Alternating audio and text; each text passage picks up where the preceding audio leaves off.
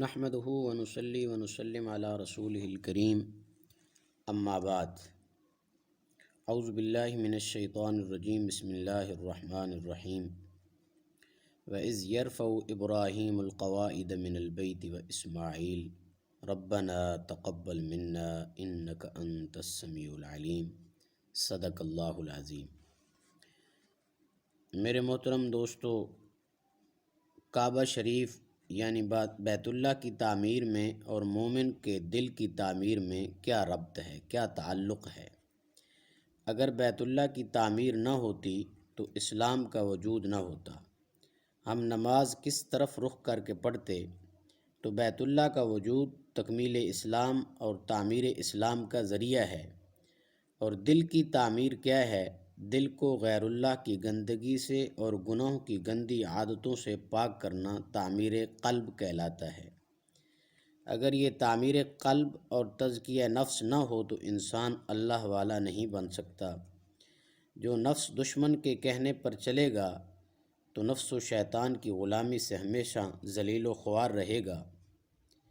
اس موقع پر حضرت اقدس شیخ شاہ عبد الغنی صاحب رحمۃ اللہ علیہ ایک شعر پڑھا کرتے تھے: بقول دشمن پیمان دوست بشکستی، ببیں کے از کے بریدی وبا کے پیوستی۔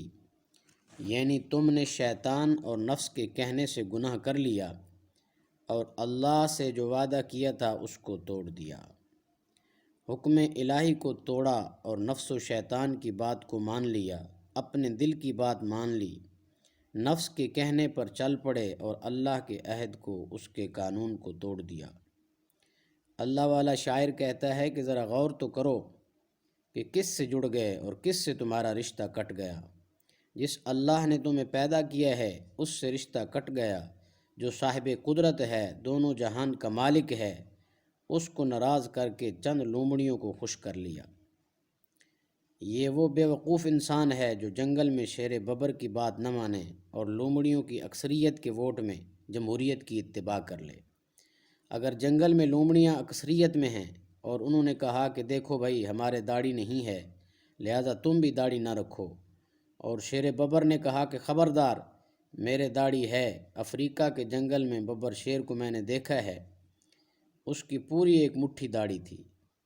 اب اگر وہ ببر شیر جنگل میں اعلان کر دے کہ میرے کہنے سے سب لوگ داڑھی رکھ لو، اور لومڑیاں جو اکثریت میں ہیں وہ کہیں کہ نہیں ہماری اکثریت ہے، تم داڑھی منڈا کر لومڑیوں کی پارٹی میں آ جاؤ، ایسے وقت میں آپ کیا کریں گے؟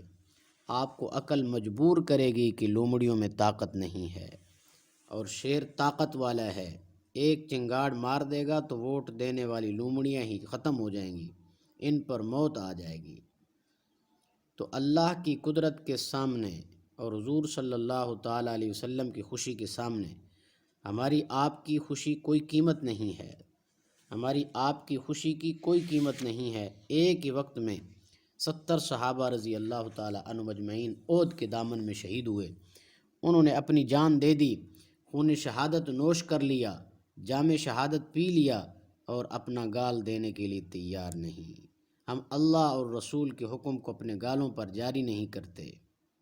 اگر قیامت کے دن سید الانبیاء سرور عالم صلی اللہ علیہ وسلم یہ سوال فرما لیں کہ میری شکل تم کو کیوں پسند نہیں آئی، کیونکہ جس حالت میں موت آئے گی قیامت کے دن اسی حالت میں اٹھایا جائے گا۔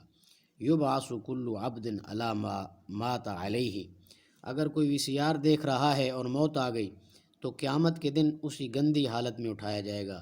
جو سینما دیکھ رہا ہے وہ اسی گندی حالت میں اٹھایا جائے گا۔ جس نے داڑھی پر اس طرح بلیڈ چلا رکھا ہے اگر اسی حالت میں موت آ گئی تو اسی حالت میں حشر میں اٹھایا جائے گا۔